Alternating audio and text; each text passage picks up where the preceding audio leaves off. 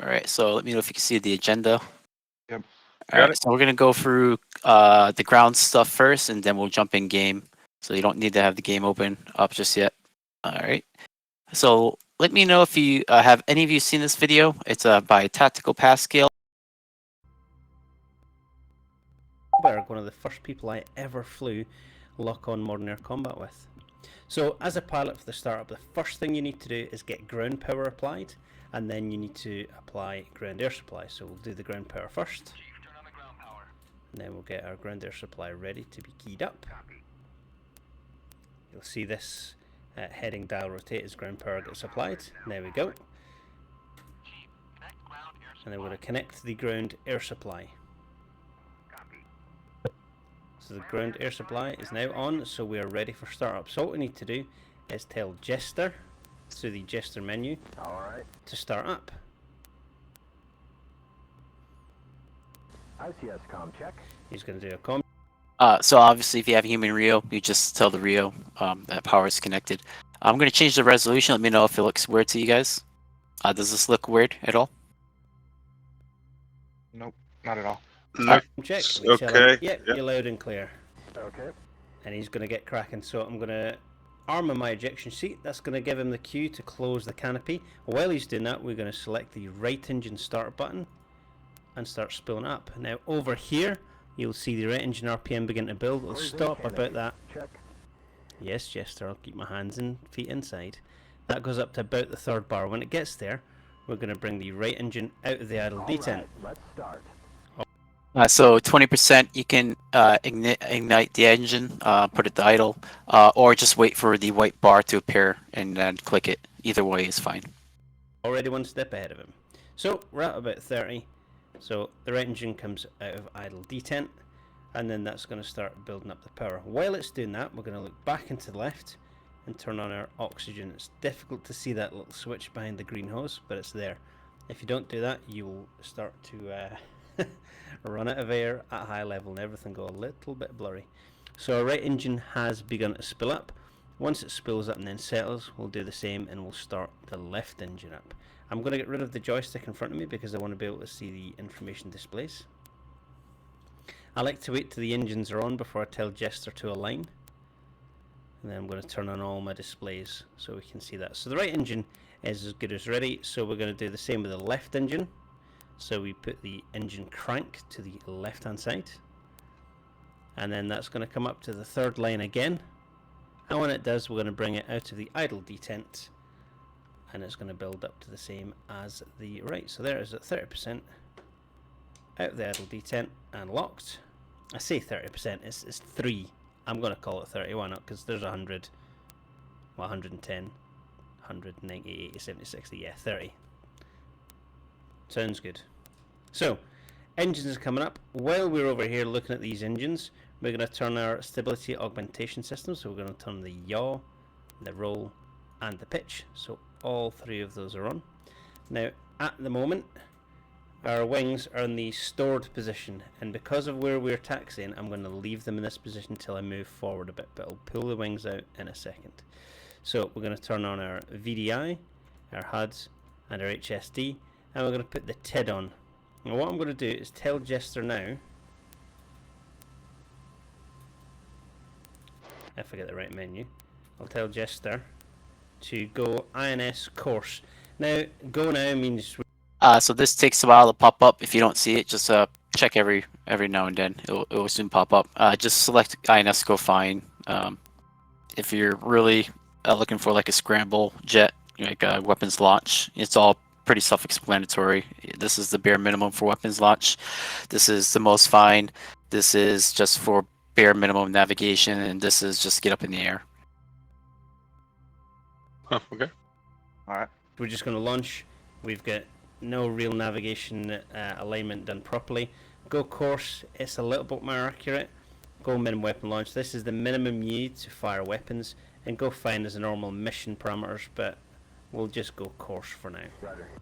So this little green chevron that's pointing downwards, that will advance across the right, and then we'll see the radar data displayed. We can adjust all our formation lights, etc. if we want on this right hand side, but I don't need to do that because... Can you stop it for a second? The mission server, it's just...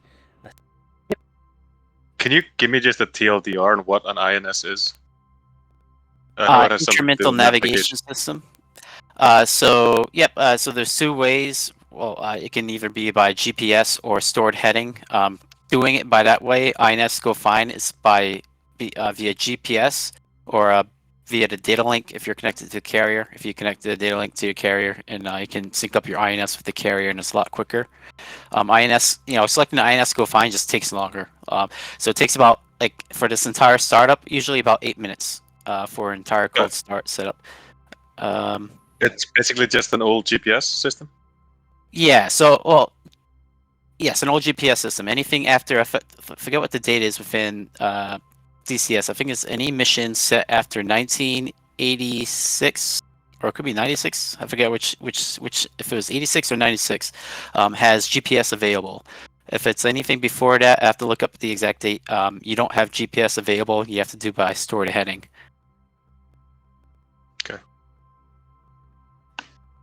I don't need to. If you're flown the F-14 before, that would make makes a bit more sense in regards to the stored heading and going with a GPS INS alignment. Do that because of where we are on the mission server. It's just a single player mission. So we're going to uncage our radar by rolling it. That'll go up and then it'll reset in a couple of minutes, and you'll hear loud beep beep beep, and that tells us that our radar altimeter is on. And we're going to uncage our altimeter, so the standby goes away, and then we're going to uncage the SAI, the standby attitude indicator. Roll that up until the wings are level. Now, speaking of wings, we're going to bring the wings forward and then put that yellow handle down and close the cover, and then we're going to press the master reset button. Now at the moment the wings are still stuck back in their stored position. I could put them to auto and that's going to bring them out, but where I am in between these two hangars, I don't want to do it. I would have enough room, but better safe than dead. So we're just going to wait. While we're waiting, we're going to turn on our nose wheel steering, like so. That's the pinky switch on your HOTAS if you have it. If not, you need to bind the nose wheel steering button. And then so we can see up here in the little eyebrow. I'm actually going to stop it right there. That's all we need to know right now for a cold start until we actually do take off actually next week in regards to taxiing, and we'll watch this the latest part of this. So I do the videos just for a better explanation if I don't do it good enough in game, so you can see at least beforehand. You can take your own notes, and when we get in game, it's a bit easier, hopefully, in regards to like knowing where things are located. I'll do my best in explaining where things are located when I'm verbally speaking what to do while we're in game. Any questions in regards to the cold start procedure? One thing I do want to point out, just in case if you do try to do it on yourself, do not disengage that parking brake until you hear Jester say ready to taxi. If you disengage the parking brake before Jester completes his alignment and anything he needs to do back there, it just breaks the alignment. In regards to the assembly language code, it like stops everything that Jester is doing with the INS and just breaks it. So just wait until Jester says ready to taxi, and then you can disengage that parking brake. All right. Yes. I never actually had even seen that little menu where it talked about INS, but every time I did it, he just automatically did it. So Yeah, it could be true. I don't see that. I don't. I have to look into that in regards to like reading through like all the manuals. Like I never saw that like Jester automatically goes to INS find. I'm not sure what he defaults to be honest. I never saw a default setting in like when looking through like the instructions of either Check's Guide, Heat Blur, or DCS Combat Fundamentals Guide that we've done in the past. I'm not sure what the default setting he chooses. yeah, that was the first time I ever seen that page pop up. So Yeah. I've gone through like the training thing in DCS, and Yes, usually he never like told me to do that. I think it's usually like when you're doing it, you after your right engine starts, maybe like minute and a half, 2 minutes afterwards, that page becomes available. So do we always start with the right engine? Because I've been doing the left this entire time. Nope, either engine is fine. DCS is not not simulated. Yeah, either engine is fine either way. But also, like in regards to like ground power and electrical power, you can actually like flip your oxygen mass on first and do airflow to both. DCS isn't simulated where it's gonna care about that, where you're gonna damage the oxygen system. In regards to that sense, for the, just like certain things aren't fully simulated in the game. In regards to that sense, just letting you just FYI on that. So whatever easier, in regards to workflow of going for your cockpit, you can try it out. It's not usually not. It's not going to break it, as long as you didn't adjust anything in your main menu settings. There's a special settings to. There's an option to simulate broken jets, like random broken features. As long as you don't have that implemented, you're going to have a good jet every startup. And here's just a list of the UHF for our comm radios. So the ARC 159 is UHF-1, your pilot radio that you have easy access to up front. That has a limited range from the 225 to the 399 range. Your UHF and VHF ARC 182 controlled primarily by the Rio in the back seat. You can control this via the gesture menu that has your more ranges. All right, going over in regards to how to use our comms radio. So right at startup, again, in regards to that workflow, as soon as you get ground power, you can turn this on so you can have communications right away. So as soon as you have ground power, you can flip the sucker from off to both. You will have presets. Some servers will have preset channels. You can click through the preset channels using this channel selector right here. If you want to manually set a channel, all you do is flip it up to manual. It'll be on the current preset. You can change the 1s and 10s with these with a left click and right click. And then if you want to save it, you'll click on this load button and it'll save it to the preset that you had selected prior. It'll overwrite what was in there before if you knew your new radio channel, if you want to save it as a preset. And then your read switch, if you're ever curious, like if you're on preset 5, you want to know what you're on, you can flip it up to manual or just leave it on preset and just click here.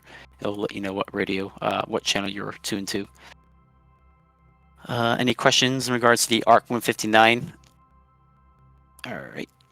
So yeah, our default thing will be preset usually or manual, and then you're gonna have this set to both. So just set this to both, and you'll be fine. Regards to your default settings from off to both.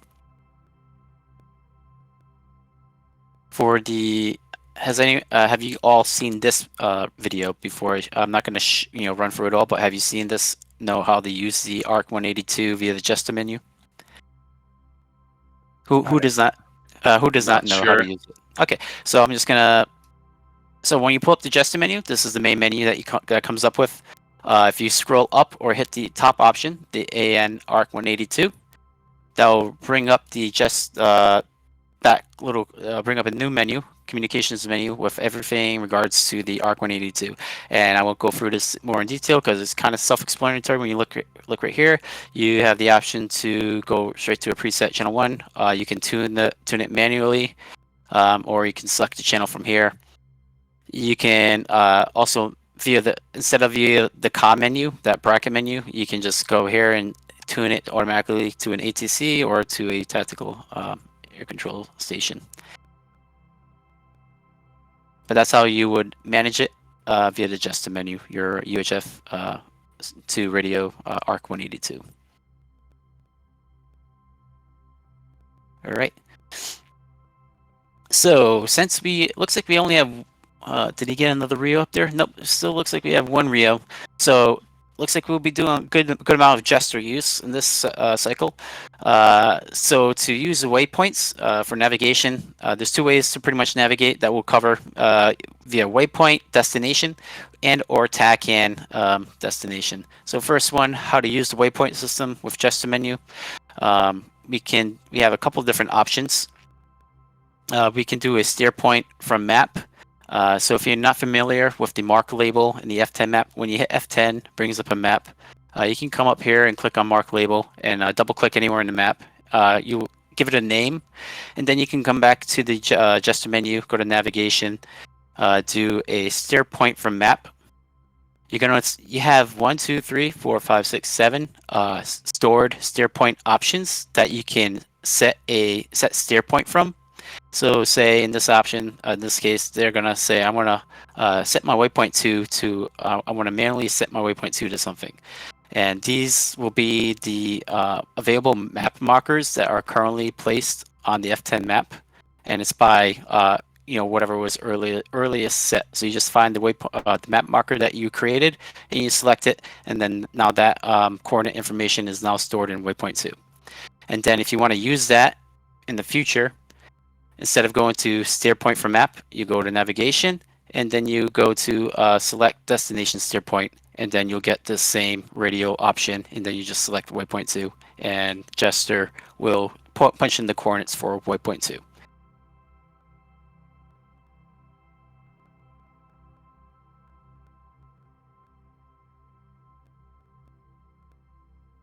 So in regards to that destinations, the waypoint steering commands, make sure you're on the steer command for destination. And you have your HST set to navigation mode. That will allow this page to pop up. You'll have your waypoint heading. It'll also still show your TACAN if you have a TACAN set. But this will be your reciprocal bearing to wherever destination you're looking at. Bigger diamond is your current heading, so you just keep turning until you hit the waypoint. And also on your VDI and HUD, you'll have your waypoint heading appear below the compass rows.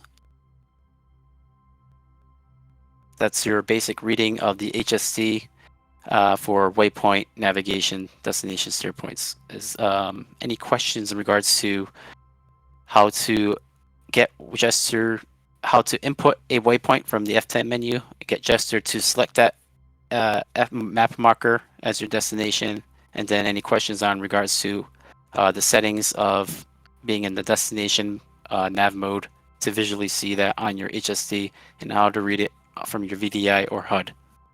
So you're limited to 7? For stored waypoints, yes. So could you put like a little blip on the map mid-game and then use that as a waypoint? Yep. Put a map marker. You can do it manually. You obviously need your coordinates, know the coordinates ahead of time. It's usually on caucus map. What is it? Northings and Eastings. It's always Northings and Eastings. Just remember for the Eastings, you're gonna have to put an extra 0 up front. Regards to the caucus area, there's it's usually 0.4 something for the Easting. If you do a manual thing, which is I hate doing with the Jester menu, especially with track IR, moving my head around. So just drop an F10 map marker and be done with it, and just have Jester loaded up. Yeah. But yes, 7 stored headings for the F14. Or regards to Jester menu. I'll have to ask Data to confirm, like in the back seat, if he can store more. Does he automatically, like once you fly into waypoint 1, does he flip into waypoint 2? Or do you have to ask him to do it? No, you have to ask him to change. Yep. There's no sequential mode like the 18. There's no automatic change in sequential mode. Good question. Thank you. Yep. All right. It did it in one of the missions I did. Oh yes, yeah, scripts. Yeah. Maybe. Yeah, it's all scripted. Jester. Yep. Sure. So for TACAN navigation, how to use our second way to navigate that we'll cover today. TACAN navigation, just about not all airfields have TACAN stations available to them. All your carriers will have a TACAN navigation. It's usually for the TACAN station. It's usually based on the number of the carrier. So for CVN 72, it will be TACAN 72, and all usually for the band, it'll be all X-ray for all ground, and Yankee for all air, which are your tankers. Regards to how to click, so it'll be it's interesting how to click, like navigate, change the channels in this. You have to like click in this little area to change to once. Once you find it, you know what I'm talking about. Once you begin a game and you're trying to change the station, the once area, it's like you have to click in this specific area over here, left click or right click, and then up here to change the temps, it's left click, right click. So to get, we have in our server, we have a TACAN listing. If you're trying to find the TACAN information, we'll go over it in a game. The TACAN information, you can usually pull it up from the F10 map by clicking on the airfield or the carrier, and it will have it listed. Hopefully, the TACAN station, or it will be in your knee boards, or it will be in the server briefing in regards to notable TACAN stations to reference to.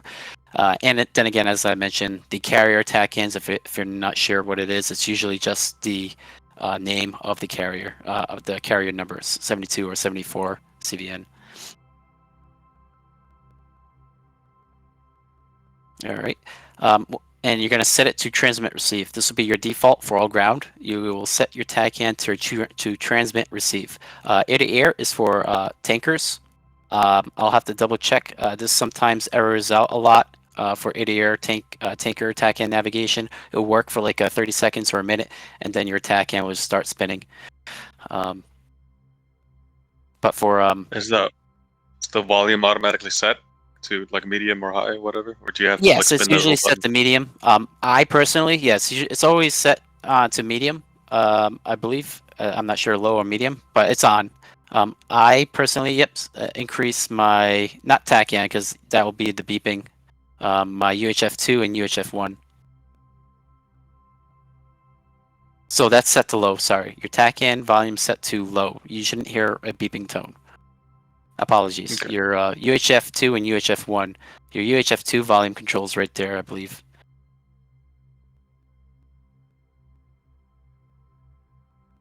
Sorry, did that answer your question? Your TACAN volume should be set to low. You shouldn't be hearing that beeping tone. I had an issue with the yeah. other radio that I couldn't talk to. Like with the other radio, the one, what's the other one called? The first one you did. Yep, UHF1. If you don't move that little button, you won't be able to talk to the plane, the fucking refueling plane. Actually, I don't have it up here. I'll go over it in the game. UF1, it was there? Yep. The UF1 volume control knob. If you don't spin that thing a little bit, you won't hear anything. Took me like hours to figure that out. Or it should be set to medium. It shouldn't be off. Like the volume shouldn't be down. I'll confirm that in game. But either way, like I don't know. Because I immediately, my first thing I do is increase the volume on both UHFs on both radios. Sure. For reading the TACAN setup navigation, again, just make sure you set your display from. Make sure your HSC is set to nav. Your stair command, your sub command stair mode is set to TACAN. That's for we'll go over that course correction. After you set that, you should get a screen similar to this indicating your range on your HSD, the TACAN heading, your current heading, and you're just going to point it. Your reciprocal heading right here. So if you're, we'll go over this more with carrier ops, marking mothers, giving them the bearing, their bearing from you. And then you have your TACAN deviation course lines of 10 degrees. And as it gets closer, 5, 6. We'll go over the course correction over during carry ops, but you can also use this for landing on tarmac airfield operations. You're just gonna point. This is your final bearing, or can be BRC, your choice in regards to helping you line up correctly with the runway in question that you're trying to land on. This right here, another instrument for reading your TACAN. This is your BDHI. It's located on your right instrument panel. Your bigger pointer is your TACAN pointer for your TACAN station. That's your current heading. The smaller one is not implemented in DCS for the pilot. This is your ADF, your automatic direction finder. That is just not implemented for the pilot. It works for the Rio in the Rio seat, but it does not work up front for using ADF for your radio frequency. Any questions in regards to how to set up the TACAN and or change it to ensure you can read the TACAN information? So you also, on your HSD, get the TACAN bearing line in on your VDI of that that TACAN course heading.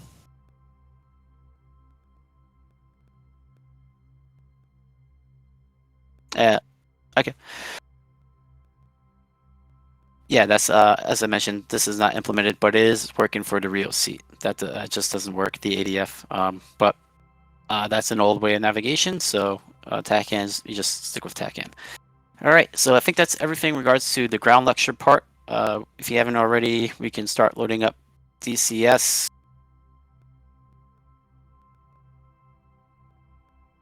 All right. Yes. First things first for the for everyone. If you do not like seeing your person because he blocks everything with his fat ass, just hit the right shift P key and it'll remove your the person from the seat. And then if the stick's in the way of the HSD, just hit the backspace button, and that's the keybind to remove the stick. To pull up your knee board, you're going to use right shift K. That brings up your knee board, and I just want to quickly show you. You're going to use the left and right brackets to go forward and back. If you use your left bracket to go backwards, 1, 2, 3, 4, 5. Yep, 5. You can start to see some basic comms and TACAN channels for this server that we've pre-installed for you. If you're ever curious in regards to what is what on what channel, just that's where it's located for this server in regards to your F-14 presets. So for instance, for the ATC in regards to comms, actually we'll go over that next week for takeoff and stuff. Yeah, but that's just how you bring up the knee board and how to navigate it. Your checklist should be further forward. You have your other channels listed here, but the checklist that we had you installed will be about 6 pages in. If you ever needed to reference it, it'll be right there. I am just going to use this quick checklist. I'll have this open up for you in regards to the things we're going to go through for the code start. And data, do you have anything in regards to starting? Do you want to start first, or? Let your Rio close your canopy. Yep, yep, let your Rio close the canopy. So, yep, again, as mentioned, during the the lecture, DCS isn't simulated. It's not going to break your aircraft in regards to your workflow, but for starters, we'll just open up the comm menu with the / key. You'll see a comm menu pop up to the top right. You're going to go down and select F8 for ground crew. You're going to select ground electrical power, and you're going to select on. And you're just going to wait for him to respond with the text message crew copy, and he's going to say ground power connected. Copy. Perfect. So now you're going to go back to that comm menu button with the / key, and go back down to ground crew, F8, and then you're going to select F5 for ground air supply, and hit deconnect. Chief, connect ground air supply. Blind, would you mind actually using the Ground air supply is now connected. that we actually gave them so they can navigate that a bit better? Sure, I actually hate that knee board. Okay. But yes, I was just going for a quick... Really show them, yeah. Alright. But, alright, write it. Where You guys can oxygen certainly switch. download your own if you're like blind and don't like this one. But It's this just is log. the one that we gave you. So. Yeah, I'm not gonna read it, but I'm assuming it's the same thing. You're gonna, over here to your back left, your left console, the very back of it. It's hard to see, it's behind the screen wire. There's your oxygen system for on and off. You're just gonna left click it to on. It's off by default, so make sure you turn that on. Then staying here, going from left to right for a bit. Again, I'm sorry, I have to zoom in now. I'm going to just turn on my radio to both and turn my volume up. I am also going to, right here, I'm going to hover over it. It's right off to the left of your TACAN. It's your ICS function selector. This is a preference mainly. I selected the hot mic. Hot mic is actually required to talk to ground crew according to the manual once your canopy is closed.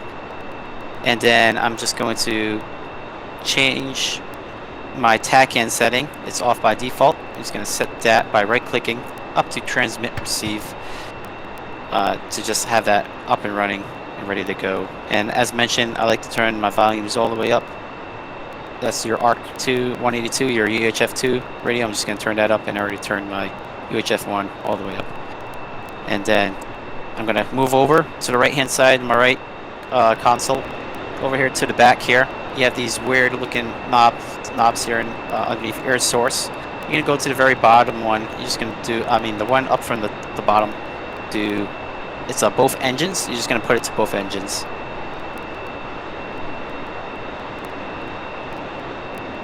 And now we're just going to ready to crank our engine.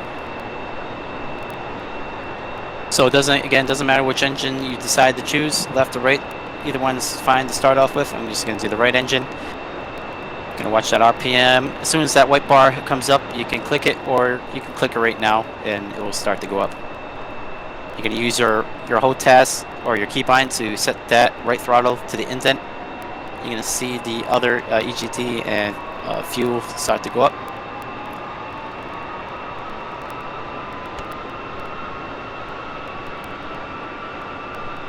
Roger. And again, as long as you didn't do a special setting in regards to randomized jet failures, this will successfully start your aircraft. But I'm just going to make sure everything comes down. Arm the ejection seat. And I forgot to arm my ejection Closing seat. Thank canopy. you. Check. I wonder if there was a checklist for that. I was gonna yell at you for that if you didn't do that. Yep, so apologies. So after you've done your oxygen, your airflow, you can just look behind your seat. There's this red handle behind your seat. It's just, did you just leave it? Sorry. There's this red handle on top of your seat. You just left click that. That arms your ejection seat, and then if you have Jester, he will close your canopy for you. Just give him a second. I'll wait for that to happen. Just let me know if you armed your ejection seat and Jester has closed your canopy now. Yeah, I got it. Yep, sorry about that. Got you covered. Also, for the Rio out there, Jester will ruin your alignment, and he is terrible in every conceivable way. So make sure he didn't ruin all your settings and stuff when if you hop in late. Or if you get kicked like I just did, he messed up my alignment, so that was nice. Alright, yeah, once you have one of your engines started up, you can go ahead and open the comm menu. You're able to do this and go to ground crew and disconnect the ground power. You no longer require external power. Chief, Did turn off the you ground already power. ask Jester to turn on the thing? Did I miss that? Yeah, looks like he's... Oh, so yes, I do not have Jester. I have Data. I have a human Rio in my back seat. So just every now and then, just open up the Jester menu. It'll be right there at the main menu when he's asking for the INS alignment. Alright, so once your right engine's up and spooled, you can go ahead and start your left engine, your next engine, or left or right. You can start your next engine. Crank it over. Just wait for that to go up a bit. After the 20%, you're good to set the engine to idle. And that's going to start running. Alright, while that's pulling up. Yes. Say again? Sorry, forgot I'm on the hotline. Give me a second. Yep. Any questions actually right now before I continue? with the gesture menu, should I make it go Roger. right now to find utility? Yep, go ahead and select INS Go Find. That's your default one. You're just going to go for the max navigational system in regards to having your weapons launch and the most precise navigation for GPS. Fine alignment compared to a missile launch alignment is very, very little different. It takes very little time, so I would always recommend that. All right. Actually, since we have both engines running now, at this point you can turn off your external air by going to the comm menu again, ground crew, ground air supply, and disconnect the ground air supply. Chief, disconnect ground air supply. And just wait for him to confirm. Yep. At some point during this process as well, if you need to rearm, which we don't today, if you do, you're going to want to get this done. Usually I do it first thing so that I'm all armed and I don't have to worry about it. To do that, you can go to the ground crew menu and do it from there, or the easy way is to press left alt apostrophe, and that will allow you to choose your loadout and get all set up. You would right click into the pylons. Yeah. Yep. Yeah. Depending on what you want to do. Alright, going down my checklist, make sure I don't forget anything. This on your left console, you're gonna turn on your stability augmentation system. You're gonna turn them all on. Your pitch, roll, and yaw, all three set to on. You're gonna turn over to your right console over here. You're gonna turn the power to your RWR warning system. If I hover over here, it's your ARA 63 power switch. You just turn that sucker on. Then going up, you're going to turn on power to all your displays, your VDI display, your HUD display, and HSD display. Going up, so yeah, I'm going to skip that part. Going to locate my gyro on my right instrument panel. If it's not centered, go ahead and adjust it to make sure it's flush. Moving on to my left hand screen here, I forgot to mention this. I'm going to grab my barometric pressure from the briefing screen by hitting the escape button, go into briefing, I'm going to scroll all the way down. It's usually at the very bottom, and it's the QNH of 29992. So I'm going to just right click on this and hold it until that standby disappears, and I am set to 29992, but if I wanted to, I would just use my scroll wheel on this knob over here to adjust it to 29902. And then over here, I'm going to adjust my radar by right-clicking and holding and just drag it and set it to a radar warning that I want. So I hear the beeping, and then let go. So once it gets below your radar altitude, not your barometric altitude reading, if you drop below your radar altitude of this, like whatever you set it to, you get that beeping warning tone.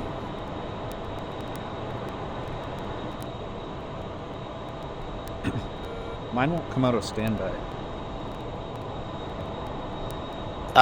Right click. So if you hold on to your right mouse button, so is it going left or right when you're holding it down? Ah, there it goes. Yep, just hold it. You gotta hold it for about 5 seconds. And again, now we're just gonna wait for Jester to say ready to taxi before you disengage that parking brake. Remember, do not disengage the parking brake, or else it'll ruin Jester's alignment if he's not completed his alignment. But we can go ahead and turn on our nose wheel steering. And once you've turned on your nose wheel steering, you get that notification on your left HUD, left indexer. And then some servers have wheel chucks. You can confirm that by hitting the F2 to scroll out and look at your aircraft. We have wheel chucks placed on our aircraft. So we can open up the comm menu again and go to ground crew and go to wheel chucks and go to remove. Just for the record, as I'm not sure if my pilot is did hear my intercom, that we are ready for alignment. We are finished. We have finished alignment, ready for taxi. Yep, so we're not, meaning if we want, we can take off, but for this session, we're actually just going to stay here on the ground, and we're going to go through the navigation part, walk through part of the navigation for TACAN, at least the TACAN part, because I don't have a adjuster, but I can go through right now the practical of the TACAN. So, yeah, you can lead it. Actually, for their benefit, or you don't want to teach them cross checks? I wasn't. If you want to, we can. I was just we can do it. If you want. It's more advanced stuff. So it's okay. You guys want to learn that cross checks are where the Rio is going to make a whole bunch of challenges to the pilot to make sure that you are started up correctly, and it's more of a procedural thing than anything useful if you followed your checklist. You guys want to learn that? Fine by me. Question if my pilot wants to. Yep. That's pretty good silence, so I'll just go over it quickly. If you look up page 13 of your knee board that we sent you, there is a whole bunch of cross checks. The left side is the challenges, the right side is the responses. It's mostly self-explanatory, so I'll let you guys look at that as you want, but we won't go through it since it sounds like the helix don't need that. So just a quick, it's there if you guys want it. Yeah. For the TACAN, so for like carrier ops, say we're gonna approach a carrier and we want to find out how to get there. You can find the TACAN station for the carrier that you're looking for through your knee board. At least on this server you can. So if you bring up your knee board, and we're gonna go back to going backwards to the main homepage of that knee board, the first page, the ground settings. If we go left of it a bit to about 4 pages. What are you guys doing? Wait, sorry, I apologize. Wait, those are just the radio presets. I apologize. So back from the beginning, from ground settings, if we go forward, we should have the TACAN settings right here, TACAN list. Yep. We also do have a game page for that. I thought so. Is it? It's only for tankers and stuff, though. It's not for aerial. Alright. So again, it's usually based on, so we have the Abe, I believe that's a super carrier, 72 X-ray.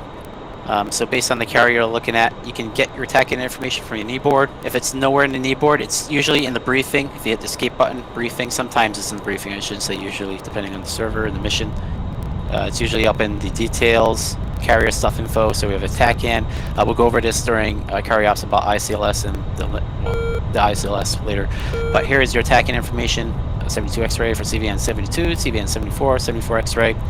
If it wasn't there, you can do your best with regards to the F10 map. Bring up the F10 map and look at the carrier. As mentioned, all the carriers will actually, sorry, I apologize. The carriers, it's usually just on the number, but for an airfield, I don't think Kubaleti has a TACAN station, does it? Let's see. You can actually see it on the map, so I'll check that. Probably Letty does. Yep, so, yep, Kubaleti does 67 X-ray. So if you bring up the F10 map, if you're curious if an airfield has a TACAN station, you just click on it, and it brings up this like resource list, and there's a section here called TACAN. If it has a TACAN, this would be populated. So let's say we're going to change our TACAN station to CVN 72. Actually, since it's just actually we're still CVN 74. Because I'm not sure if that would mean anything if you don't have the super carrier. So we're going to change our TACAN station to 74 X-ray. So to our bottom left, our left console, we're going to click, left click or right click depending on where you're at. Change the ones on this black circle of the TACAN knob to 4. And then over here in this corner, this is the word spot where you have to click into. If you're not on 6 already, 7, you're just going to left click or right click to 7, and now you're on 74. And then you're going to ensure you're on 70 on the X-ray band by just left clicking. Just make sure you're on X-ray with the switch down. And then again, make sure you're still on transmit receive. So once you have that completed, we're going to move up here to the right vertical console to our displays. We're going to have our HSD in nav mode, make sure we're in nav mode, and then we're going to have our steer command. We're going to set that to TACAN, and that should show that is not within 0.2 miles. Is that correct? 74 It says 70. It says 80. 79. Oh, it says so mine's just off for some reason. 79.3 is what I've got. Hey, Oh, okay, because Connor, yeah, data. real quick, Connor, stop being an asshat. Stop buzzing the runway. Don't take off taxiways. Alright. Thank you. Shouldn't have to Appreciate do that it. during a training, dude. Alright, so yep, my INS isn't set up correctly, but yep, you'll have your range to the TACAN station, and then you'll have the direction that you need to steer to on the diamond, the up arrow.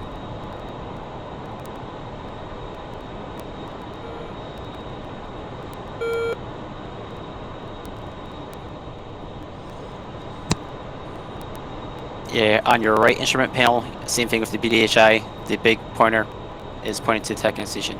And David, actually, can you correct me? I said the big arrow. I always get them mixed up. Is it the under for the TACAN pointing? Yeah, the hollow arrow is where the TACAN is pointing. The plus sign on the back end of it is the inverse. Sorry, I apologize. Yep, so it'll be this hollow is the direction you'll be heading. Again, on your VDI, you'll have your TACAN line. Also, your stair correction to steer you to the TACAN station. And then on your HUD as well, you'll have your TACAN bearing line as well.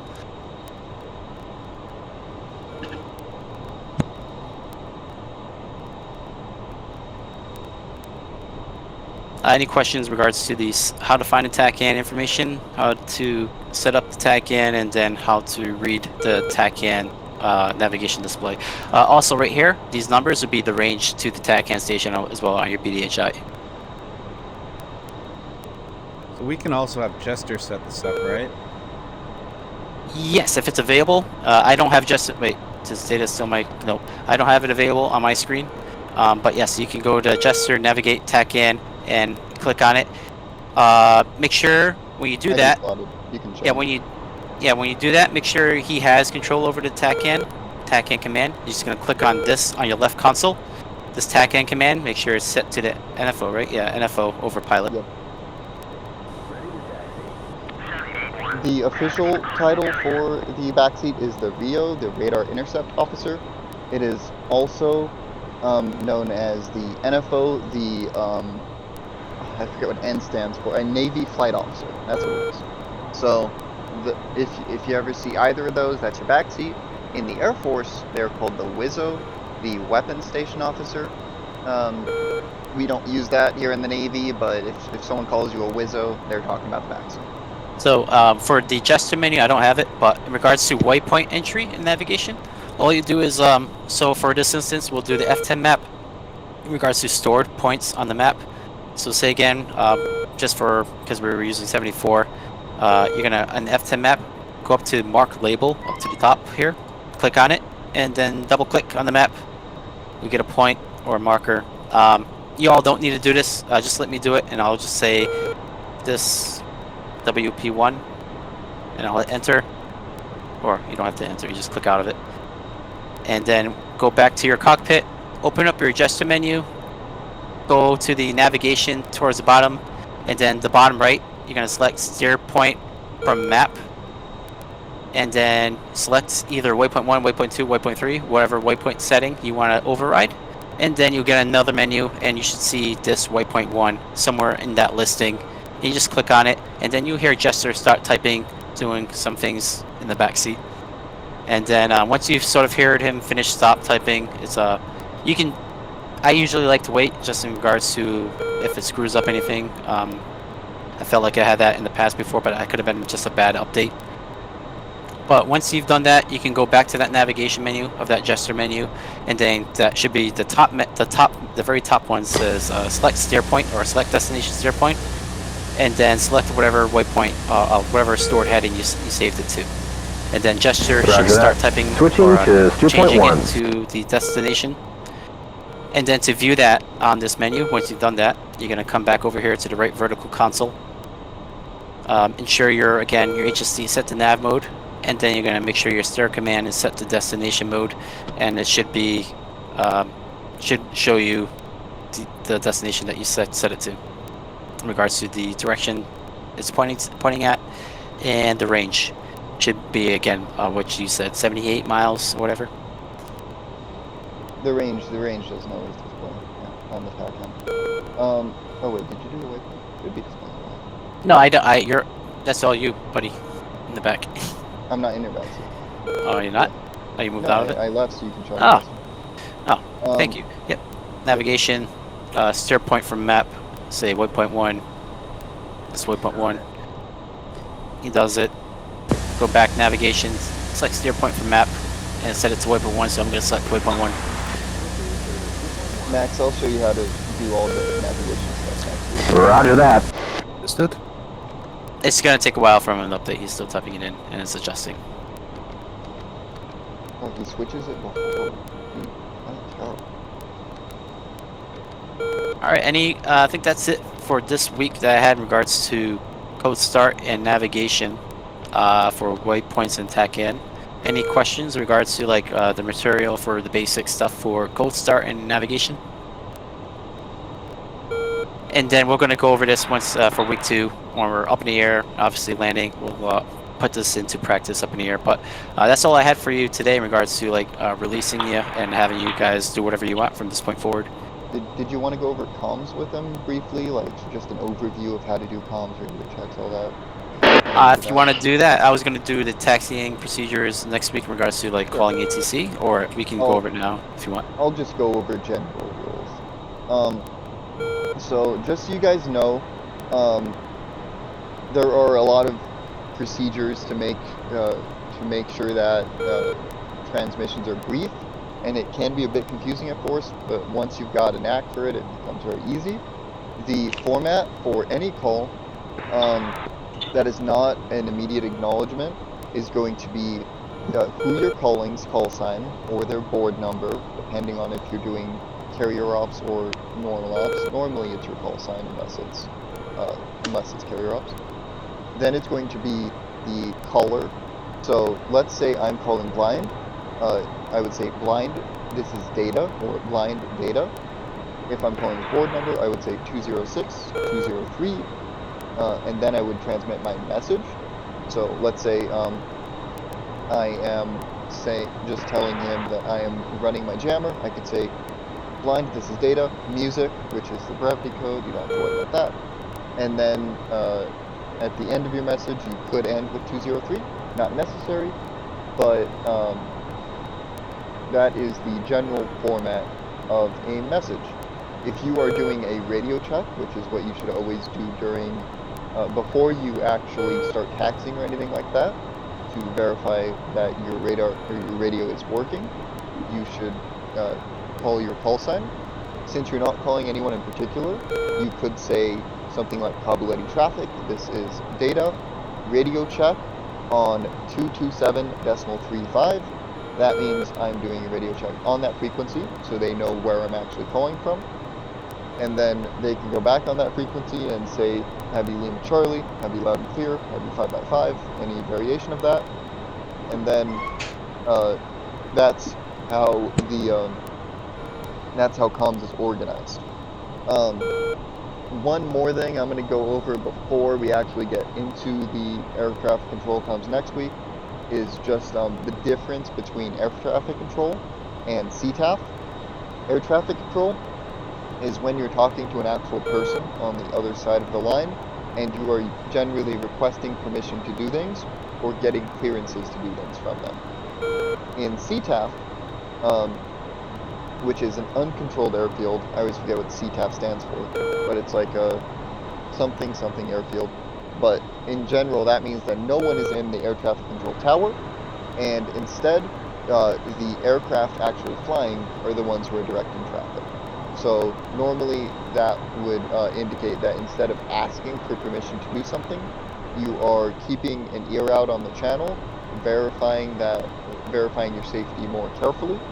For instance, with landing procedures and all that, you're going to want to make sure the runway is extra clear, make sure no one's calling that they're taxiing to it, clearing things up with pilots, and then you're going to call your intentions rather than asking for permission to do anything, because no one's going to be able to give you permission.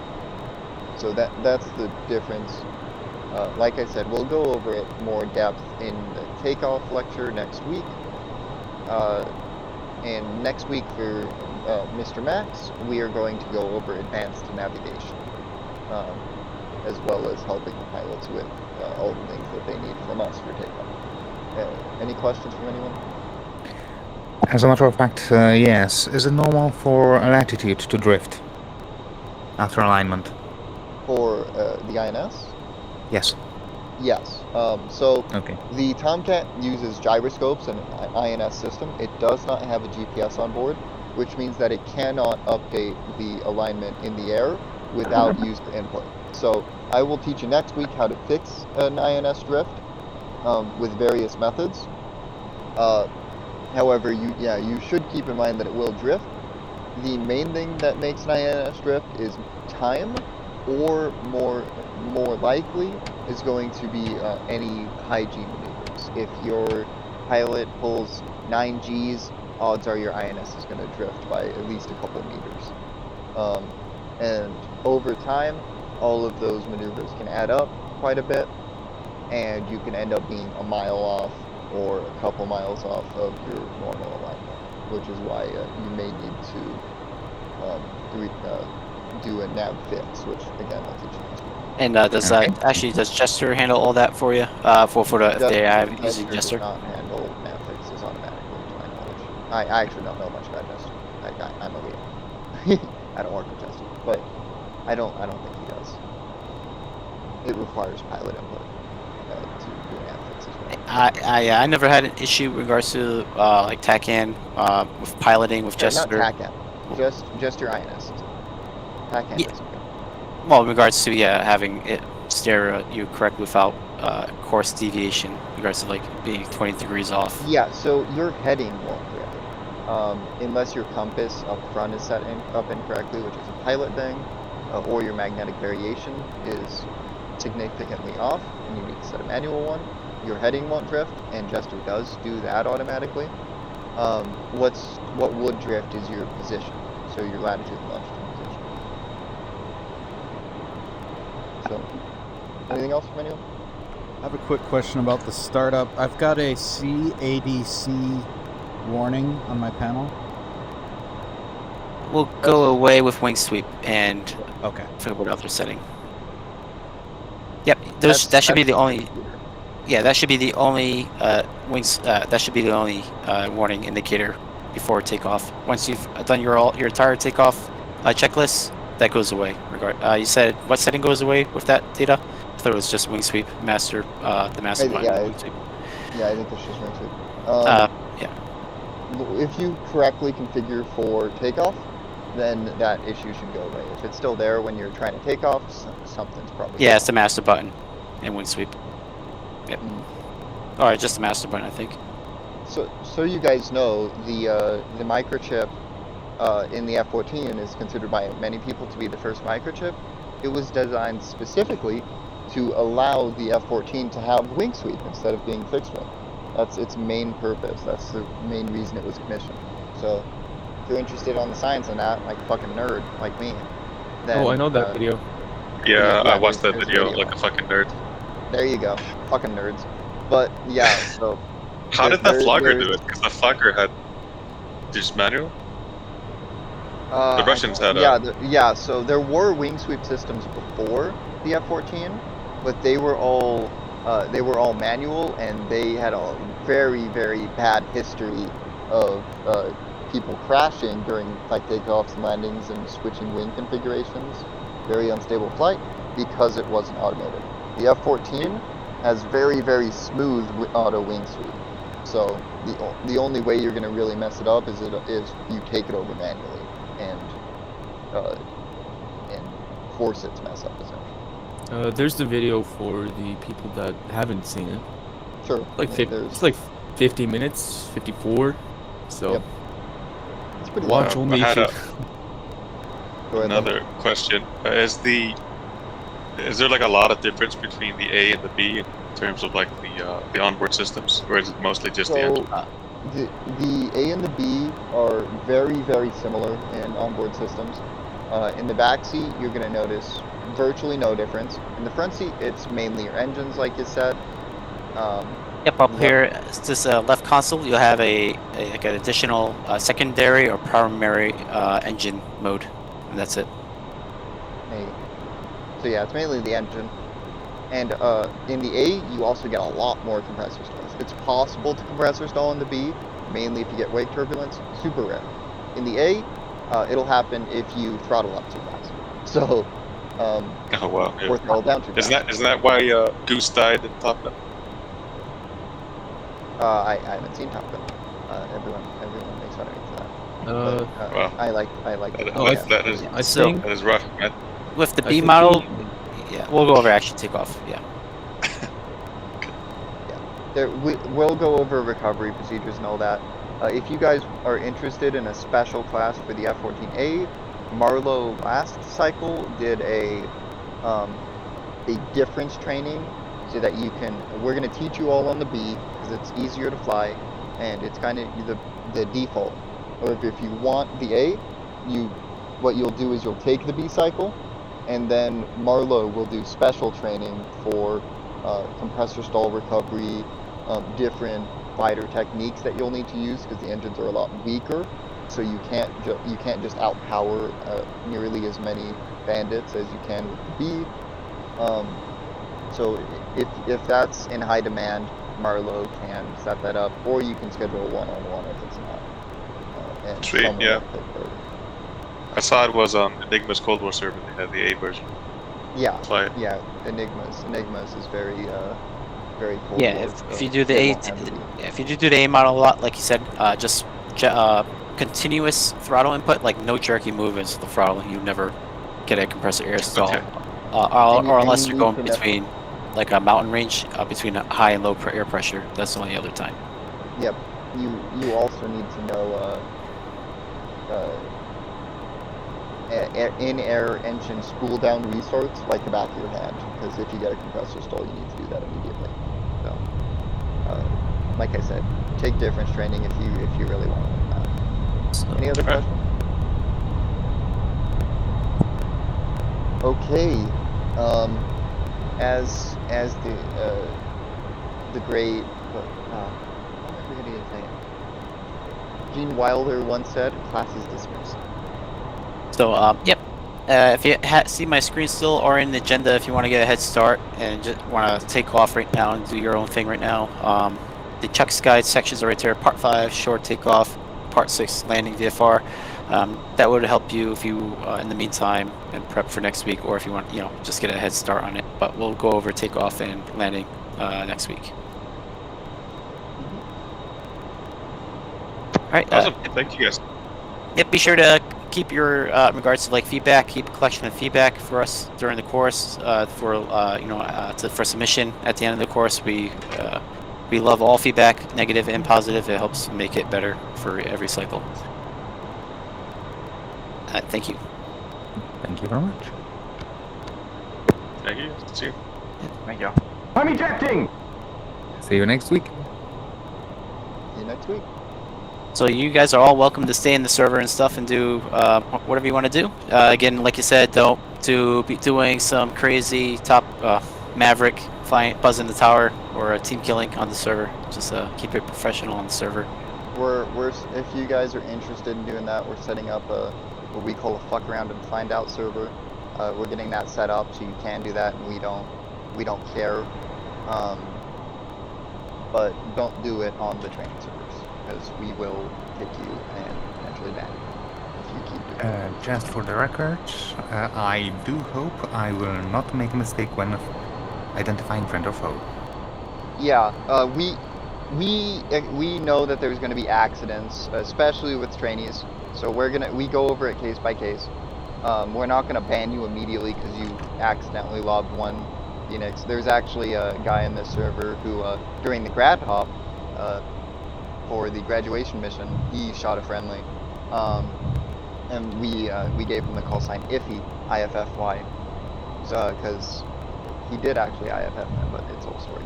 But he didn't press that next attack button I told you about next. So we're not gonna ban you immediately just because you team kill once. We're talking about deliberate actions, like if you're buzzing the runway while people are on it, or shooting people on the taxiway. We've had people do that before and say, well, they're not complaining, so it's fine. Don't do stuff like that. That's for the fuck around and find out server. If you want to hop on there when it's up, whenever we get that set up, that's where to do it. Don't do it on our training servers, please, especially while people are training. So, yep, that's up for our mod team though. You actually have the head of the mod team right up there, Mr. Clutch, if you have any concerns. Okay. I don't know if he's just been sitting in here. Well, he's actually here. No, he's judging you very judging, probably. Who's going on the runway right now? Me, Dodger. Alright. I'm right behind you, by the way. Yep, and yeah. We didn't go over. I showed you the comm channel. If you want to practice that CADAF thing, make sure you're just tuned to the ATC channel on your kneeboard preset, and do as Data mentioned. Just say Cuba Lady traffic, and yours 649. Take in the active runway, whatever runway you're taking.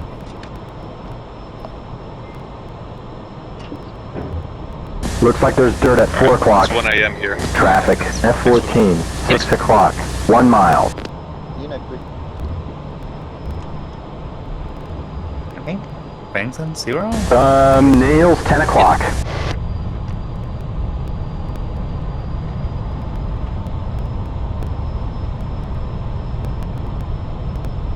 I'm getting dirt at 8 o'clock. But I think that was good with time. It was like an hour and a half. Then with questions, it was very short. Yeah, no, that Or went a lot session. better. We didn't have any issues with keybinds or SRS, so that went pretty fast. I'm just worried next week we can have people who don't have SRS set up. So whatever. Oh, other people joining in that didn't join this one. Oh, No, Connor. I don't mean that. I mean, you know, Yeah. I mean like. Oh yes. When did you join in? What time?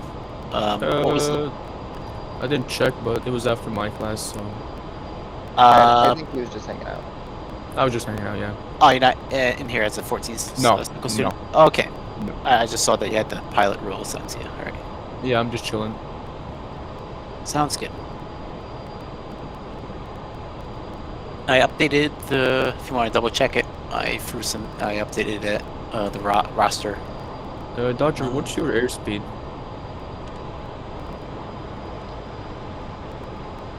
Dodger.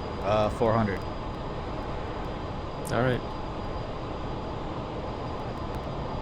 So yeah, if you're doing it right now, it's fine in the B model. Just if you're doing I should say it's not fine if you have flaps down with regards to afterburner takeoffs. You risk damaging the airframe, just for FYI. If you do afterburner takeoff, just put the flaps up. Yeah, Don't do you just have afterburner takeoff in the B. It's just roll it down. Yeah. You don't need to.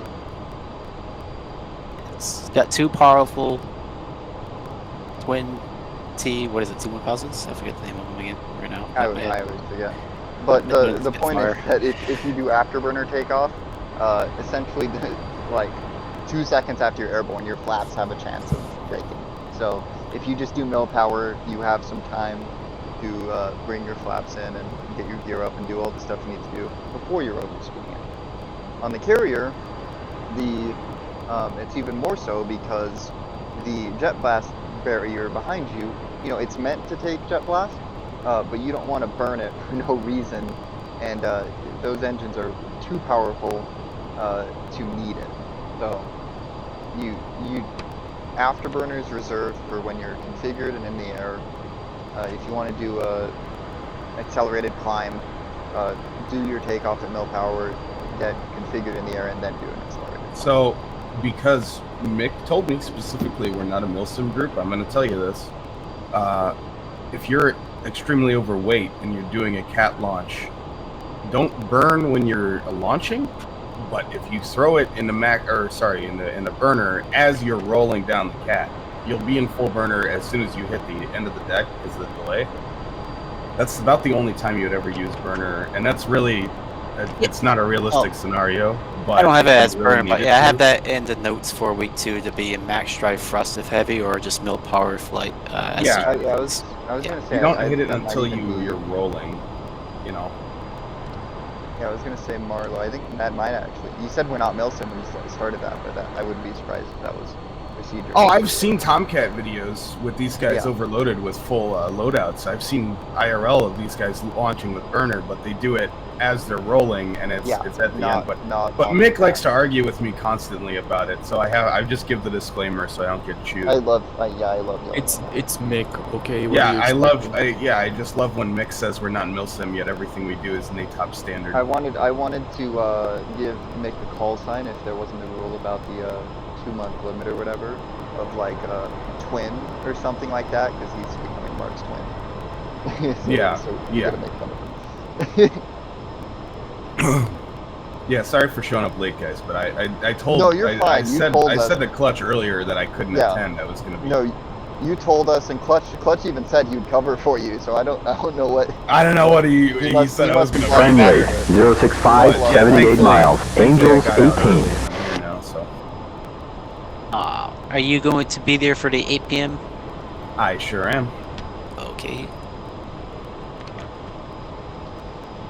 Yeah, I was just talking about this schedule. I shouldn't have been here, but I got lucky today.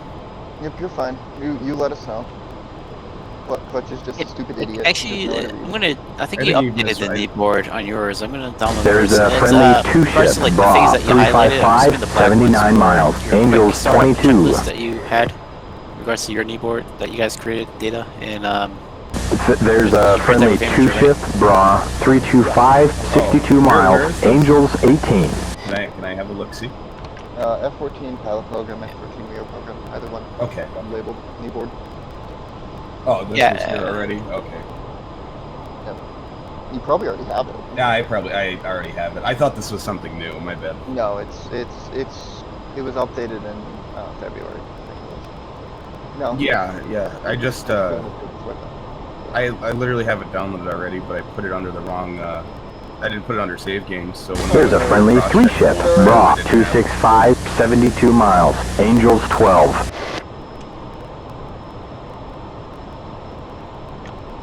I don't know. Twin is a pretty good call sign for Mick. Now that I'm thinking about it. Yeah, but There's a friendly, Bra, 235, 73 miles. Angels, 22. I'm not 100% sure. Is it taps? I know it's something. It's taps. I don't know why. He told me No, what it he's was. had that for a long time. were you able to cover everything you needed to do for the session data? Yeah. I wasn't quite sure if I hijacked it too much in the You did practical not. from the pilot. I wasn't sure if you did anything extra. Yeah, no, I covered everything before that. You were actually going into some stuff we're doing next week with advanced nav, so that's I broke in there and told Max that we would learn about TACAN and all that next week. Oh, okay. I thought, yeah, based on the listing we had that for this week, the cold start and navigation. I had TACAN for this week. I took it off because I didn't. I remember I told you like in a VC at some point I was going to take it off, and I just never did. So that was. Well, you guys have to do a lot more, so it's probably still going to be advanced next week for whatever you need to cover, more than what we have to do up front. Yeah, so yeah, I was just got too familiar with the 18 in regards to the GPS alignment. But what's the when they do it for you, the carrier for the data link? Is that still called GPS or is that still called gyro alignment or GPS? There's no GPS. So the carrier has a GPS, and the carrier uses that to get the nav information, which it broadcasts to the Tomcat. So it's like GPS via proxy, but it's it just updates the Tomcat's INS system, and it doesn't work in error. Yeah. So it's just okay. alignment. Cool. Yeah, I never experienced an INS like misalignment in regards to like in flight so far as a pilot with the Jester, but definitely with the 18, that thing just fucking goes off the rail on me. Marlo, take a look at camp report.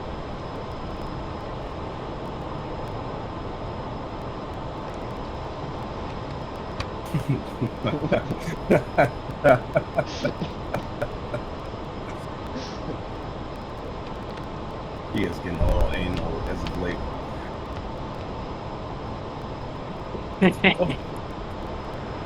The whole dramatic shit they're taking with the team killing stuff is really getting on my last nerve too. Is that considered bullying? You guys bullying him?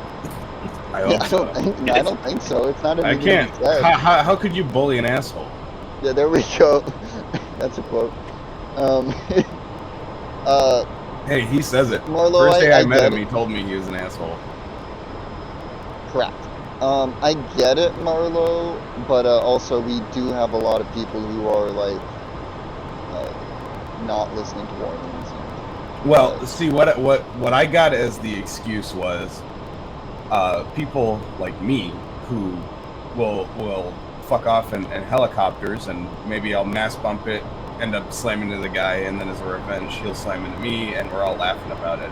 And then Mark is telling me, hey, you guys are involving people, and they don't want to be involved, but you're peer pressuring them, so they don't want to make you mad or seem like a dumb guy, so they don't report it.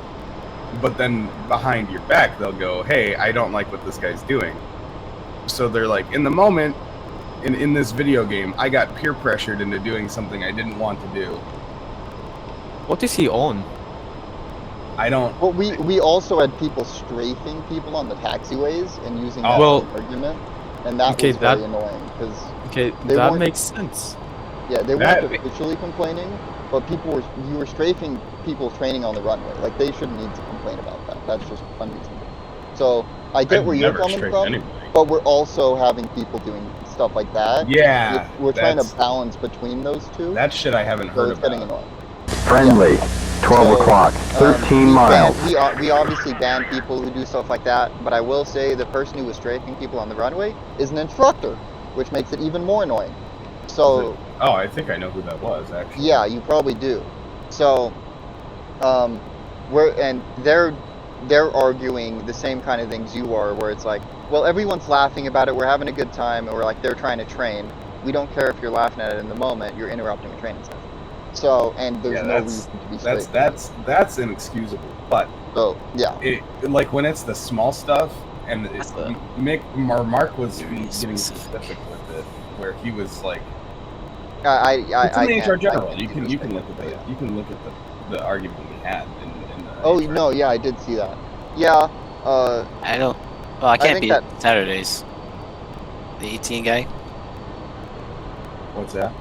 F-18 effects. You can't do Saturdays. Well, I can't do it. 3 to 4 p.m. like 12, then 3, then 6. What are you guys doing? No, what are we doing? Yeah. What do you mean? We're talking about a catch-up right now. If you want to do him, Marlo, for the F-14, F-18 effects. I'm sorry, what's happening? The ticket in. Yeah, I see that.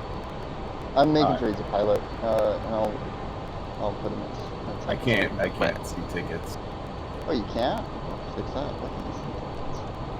I've spoken about this thousands of times. Beepus. Every single time tickets come up, I say, "Hey, I can't see tickets," but nobody rolls me or anything. You can't. Yeah, you can't see any tickets. So what rolls? So I think I can see the tickets that are like on the suggested list, but I can only see like 1 or 2 at a time, and it's usually tickets that. Go ahead and go up to browse channels for me. Is it 0408? 048. Yeah, that one. Okay, I can see that one. But like, so before they yeah, I know what you're talking about. So you have the roles to see the tickets. It's not an issue of that. It's the issue of whether they pop up. So go to your browse channels real quick for me. All the way at the top of the Discord. Yeah, I'm there. Under there's one of the channels is going to be the one you want. Let me scroll down and find it. Search channels ticket. Training catch-ups. Make sure you follow category on that. Okay. And then there's also a category called tickets. Also follow category on that. Oh, he's Central European time. I got that mixed up. Why not? Training catch-ups. If you just look up ticket in that channel thing, it should pop up at the top for me at least. Okay, I see the ticket itself. Now, so, I don't see training catch-ups. So you see ticket 0408, right? I do. So do you see right above that where it says training catch-ups? Let me stream my screen. Let me see if it. Let's see what's up. Because it's in a category. It's not a channel. Okay. So have a look.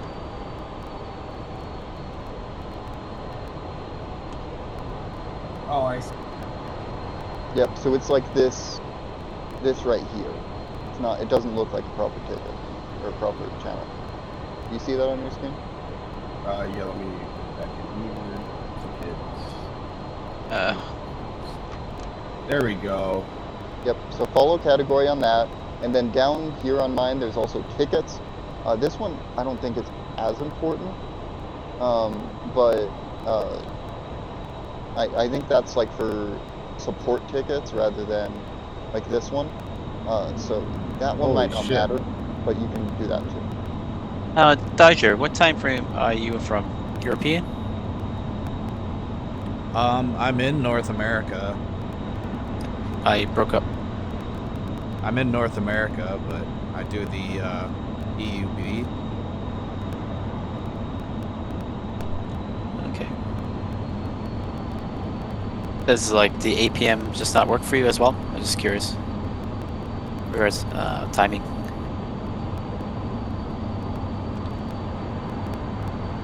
For NA, the NA timing? Yeah, just curious out of curiosity in regards to like time frames that work for people. Well, I've got another class for the Harrier at 8, so it's just close to that. Okay. Just double tapping you. Okay. Yeah. Well, me, it looks like you have an EU student, Marlo. Then he says he can only do 9 a.m. Eastern or 3 p.m. 9 a.m. Eastern. Yeah. Which is 3 p.m. Central European Standard Time. Okay. Okay, so it's 8 a.m. for me. Okay, that's easy. If you want to just do him, because it looks like he's just gonna be a like a constant one-on-one. Just okay. And did does he have it? Or is this the ticket we're talking about? Yeah. All right, hold on. Let me go back there.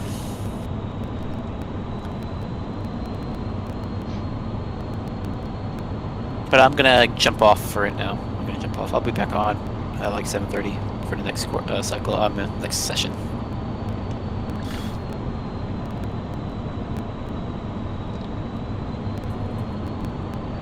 Okay. Everyone's complaining about me being everyone. They told me to do it. I hate everything. Well, it wouldn't have mattered if you did it right the first fucking time, you idiot. Oh, is Mick here now? Haha, I'm gonna make fun of him. Wonderful. Oh, Mick, you don't remember that conversation like a week ago where we were talking about you being friends with Mark, becoming more like No. No? We had a conversation. How I what? What? Come on. How convenient, You're buddy. becoming more like Mark. I'm not like Mark at all, dude. No, you're practically twins. Marshall 108. Mark your mops. He seems to be your like fuck buddy, you know? He seems to be in denial right here.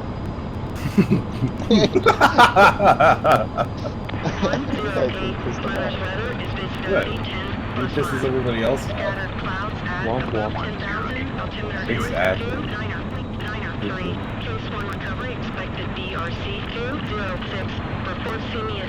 1,000 feet. So did Connor inform you that I'm your sugar daddy now? What? Don't. Who's my sugar daddy? He's got the I think the carrier 500. and the Tomcat now, thanks to yours truly. 400 feet. 300 feet. I'm not calling you that though. 200. Sugar Papa? No. 100 Daddy feet. number 2? No. I think I need a call sign change is what I need. No. No, I sugar. like Bottom. Bottom's I like- pretty good. Come on, give me sugar. You can give Connor man sugar. No. Please, Connor man, sugar. Please No, don't. no. Oh, he'll get a call sign if he's doing the F-14 cycle. He'll get. I'm not doing No, the he's F-14 not. cycle. Why? No, he's just buzzing the runways during our trainings. That's what he's Whoopsie daisy. doing. Oopsie I just killed an F-16 and a 14. Yippee. Maybe Well, we'll give him that's desync right. because every time I dogfight him, he does this stupid ass desync maneuver in the A4. Oh, it's so It's funny. his only skill. That's the only thing that thing can pull that Well, nobody it is expects realistic. anymore. I Kinda. As a real life Rio, I love desyncing the shit out of those flankers. Did you say as a real life Rio? Yes. You're disgusting. Mainly because I was joking I on hate all you. that.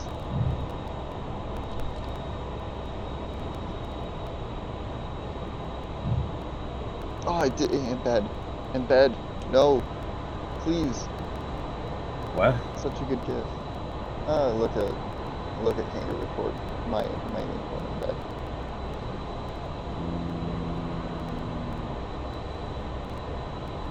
Ha! You fucking. What if you just wait? Does this work? No.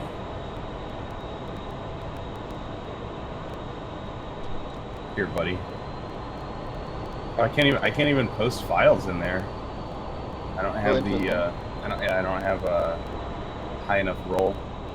Yeah, I mean, there's probably just you can't post files in there in general. You can't either. That's why I didn't. Yeah.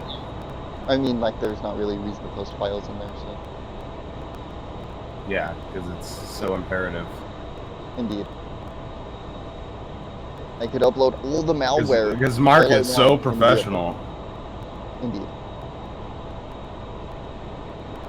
I volunteered to become part of the, whatchamacallit, holy shit, this GIF is interesting. Have a look at this GIF.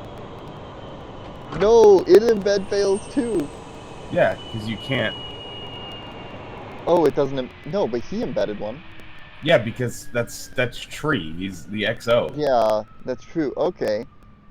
So no one can embed. Nobody can embed besides the top guys. I bet you all the squadron commanders and officers can. I'm a mission commander. For some fucking reason, I'm a mission commander. What do squadron officers, quote unquote, even do? They officer the squadron. Yeah, Come but on, to what kind of question is that? what purpose, bro? They're just like the people who have been here and they helped set up the Discord. So they kind of, they're still like mods. So that's what like Tree is and all of them. And Nelly's been here a long time. Is he a squadron officer? Yeah, I just didn't know if they were like staff members, if I could assume the position. You could probably become one, but I wouldn't know how to go about that. Honestly, I'd sign up for a committee if you want to do anything helpful, but I wouldn't do that because I you know, terrible. Are you saying I'm not committee worthy?